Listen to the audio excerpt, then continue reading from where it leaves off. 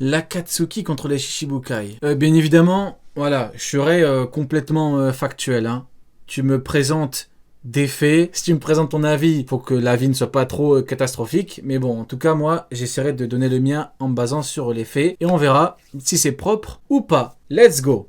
Kai, des match-up épiques, 3 combats incroyables, 2 personnages au passé tragique, le génie Itachi Uchiwa contre le chirurgien de la mort, Trafalgar dit Waterloo, 2 hommes poissons qui s'opposent. Oh!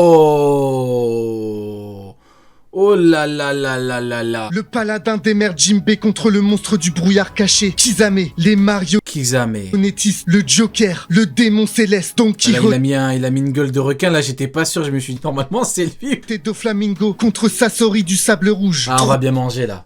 On va bien manger les mecs, on va bien manger. Kisame contre Jinbei, Sasori contre qui il a dit? 3 lieux accueilleront ces combats. Sasori contre qui? Sasori contre Doflamingo, les génies défilent et dommage, on n'a pas Mihawk contre Itachi. Ah, j'aurais vraiment aimé Mihawk contre Itachi, mais bon, c'est pas grave. Forêt de Konoha, un lac abritant un trésor caché et le désert violent de Suna. Pour ces combats, on prendra en compte l'intelligence, l'expérience, la vitesse, la force physique et enfin, on passera au combat. On entre directement dans le vif du sujet avec ce match-up incroyable. Ces personnages ont perdu leur famille très jeune et leur combat risque d'être épique. Itachi Uchiwa et Trafalgar dit Waterloo. On s'attaque déjà à un match-up un peu difficile, mais on va analyser ça ensemble. Voyons d'abord l'intelligence des 2 personnages. Trafalgar dit Waterloo est un personnage extrêmement intelligent. On le surnomme aussi le chirurgien de la mort. Et à juste titre, puisqu'il a des connaissances approfondies en anatomie humaine. On l'a d'ailleurs vu quand il était le seul capable de sauver Luffy après Marineford. Non seulement Luffy venait de... Après les mecs Itachi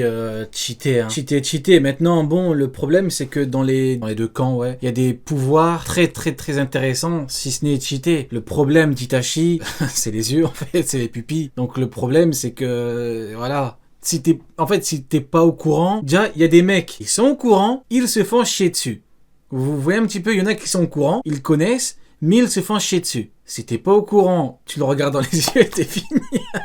de se faire transpercer par Akainu, mais en plus de ça, il était infecté du poison de Magellan qui était réputé incurable. On sait aussi que Law est quelqu'un d'extrême connaissance approfondie en anatomie humaine. On l'a d'ailleurs vu quand il était le seul capable de sauver Luffy après Marineford. Non seulement Luffy venait de se faire transpercer par Akainu, mais en plus de ça, il était infecté du poison de Magellan qui était réputé incurable. On sait aussi que Law est quelqu'un d'extrêmement réfléchi, puisqu'il a planifié toute sa vie sa vengeance contre Doflamingo. Il a réussi à jouer un double jeu, un peu à la manière d'Itachi. Vous l'aurez compris, Trafalgar est très intelligent. Mais est-il vraiment plus intelligent que le prodige du clan Uchiwa? Il faut déjà comprendre une chose très importante, c'est qu'Itachi était considéré par tous, et surtout par son clan, comme un véritable génie. On dit de lui qu'il sera le prochain Hokage, qu'il aura un avenir brillant, et vraiment, Itachi, même petit, c'est quelqu'un de très impressionnant. Il sort premier de sa classe à l'Académie des ninjas. Il maîtrise le Sharingan à 8 ans, et devient capitaine des forces spéciales Anbu à 13 ans. C'est dire son intelligence et son génie. Mais là où il a vraiment brillé, c'est qu'il a non seulement réussi à tromper Sasuke en lui faisant croire qu'il était son véritable ennemi, mais en plus de ça, il a trompé l'une des plus grandes organisations criminelles du monde, l'Akatsuki. Même si Trafalgar Law est extrêmement brillant, Itachi est plus intelligent que lui. Parlons maintenant de Premier point qu'il attribue à Itachi. Est-ce qu'Itachi est réellement plus intelligent que Monsieur Trafalgar Law? Oui, j'ai envie de dire oui, hein.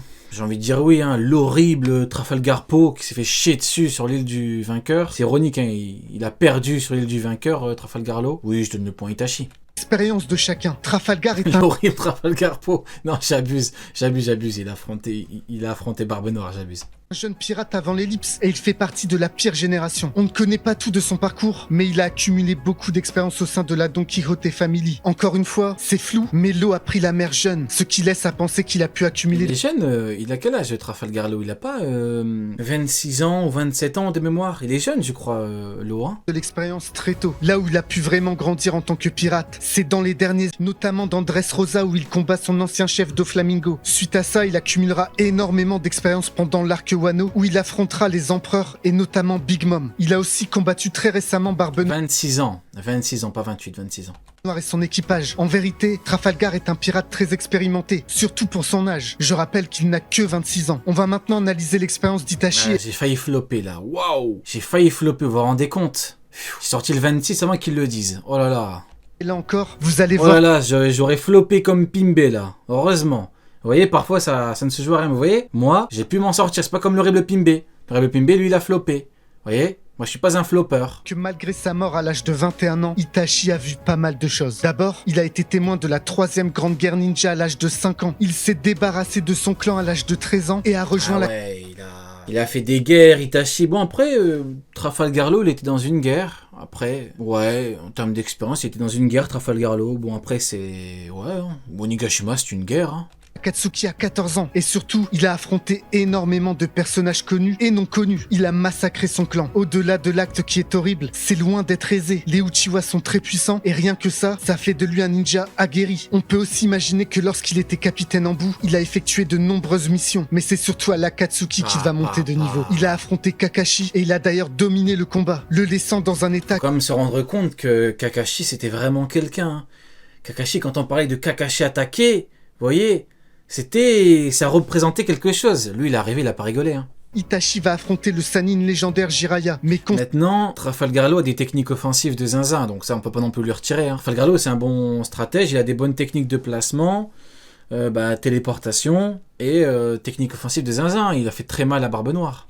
Que le combat puisse s'éterniser, Itachi préfère ne pas le combattre. En fait, on peut dire qu'Itachi était en avance sur sa génération. Il a grandi trop vite et a dû faire des choses qu'un enfant n'aurait jamais dû faire. Il s'est sacrifié pour son village. Après avoir analysé tout ça, Itachi est un personnage bien plus expérimenté que Trafalgar Law. Et si on passait à la vitesse, il n'y aura pas de débat. 2 points où il gagne, oui. Plus expérimenté, oui. On va dire oui. Hein. Puisque Law peut littéralement se téléporter. Grâce à son fruit du démon, l'Opéopénomie, il peut créer une room dans... Le problème, c'est qu'il peut se téléporter, mais Doflamingo lui a chié dessus. Donc est-ce que ces téléportations... Bon, après, c'est vrai que c'est pas le même. Mais bon, disons que la vitesse, c'est un très bon point, mais... C'est pas non plus un truc qui va... Après, c'est vrai que t'as le HDO dans le monde de OP, mais c'est vrai que Doflamingo n'a pas non plus le HDO+. Dans laquelle il a le contrôle absolu sur les objets. À proprement parler, ce n'est pas une réelle téléportation, mais un échange entre lui, les objets et les personnages présents dans cette room. On va quand même analyser la vitesse d'Itachi qui maîtrise le Shunshin no Jutsu. Cette technique s'apparente à la téléportation, mais elle est en réalité une technique qui permet à son utilisateur de se déplacer à une très grande vitesse. Elle est tellement puissante que l'utilisateur est invisible à l'œil nu, mais ça n'est pas suffisant contre la téléportation de Law. Passons à la force physique. Alors forcément, les deux personnages ne sont pas du tout réputés pour leur force brute. Mais il y en a un qui fait du taijutsu pendant que Trafalgar Law c'est maximum du kenjutsu. De mémoire, on n'a pas vu Trafalgar. De mémoire, il a été formé à tout type de style de combat avec la Don Quichotte Family. Maintenant, je crois pas qu'il a fait une démonstration de combat au corps à corps. Trafalgar Law, faudra peut-être vérifier. Mais il a été formé, c'est vrai que ça beaucoup l'ignorent, mais il a été formé à beaucoup de styles de combat. Ça a été dit dans le flashback. Est-ce qu'il a fait une démonstration de ce qu'on pourrait appeler taijutsu, entre guillemets? Ça reste à voir. On peut dire qu'Itachi est un personnage bien plus compétent en termes de combat physique, puisqu'il est très doué dans l'art du taijutsu. Mais ici, on parle uniquement de la force. Et à ce niveau-là, aucun des deux personnages ne surpasse l'autre. Après toutes ces années... Persia, il donne tout son max, là. Itachi a fait du taijutsu en dominant Naruto en mode chakra de Kyuubi forme 1. Ah, la Persia, il donne tout, là. La Persia, elle joue sa vie sur la vidéo. Analyse. Il est maintenant... T'as raison, frérot, t'as raison. Faut tout donner, là. C'est le moment, t'as raison. Si t'as les exemples et tout, faut les donner. C'est au combat. Alors que Trafalgar s'approche dangereusement du village de Konoha, un homme solitaire se met en travers de son chemin. Il porte un long manteau sombre constellé de nuages couleur rouge sang. Ses yeux sont perçants et il semble déterminé à stopper Trafalgar. Leurs regards se croisent et le regard se... Bah, fini. Instinctivement, Law se met à créer sa room. Non, c'est fini. Non. À stopper Trafalgar. Leurs regards se croisent. Fin du combat. C'est fini, désolé. Désolé, fallait pas le dire, frérot, c'est terminé là.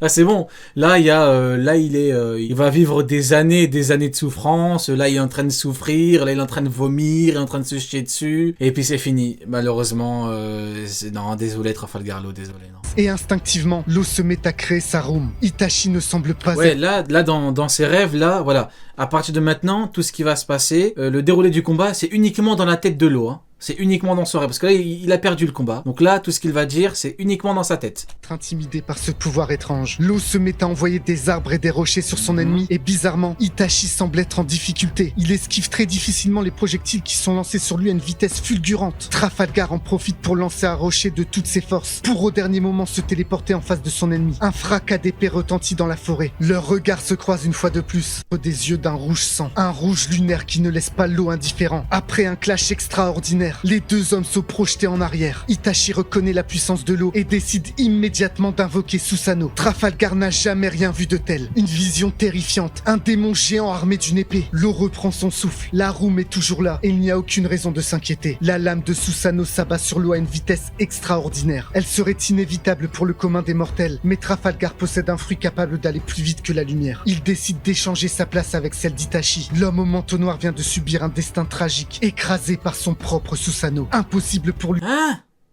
d'y avoir survécu. L'eau sourit, il vient de gagner, mais alors que la poussière se dissipe, une silhouette étrange se forme, celle d'un homme intact. Oh putain, il m'a fait peur. Oh putain, il m'a fait peur. Je me suis dit, oh non, ça peut pas finir comme ça, putain. Non, c'est bon, non.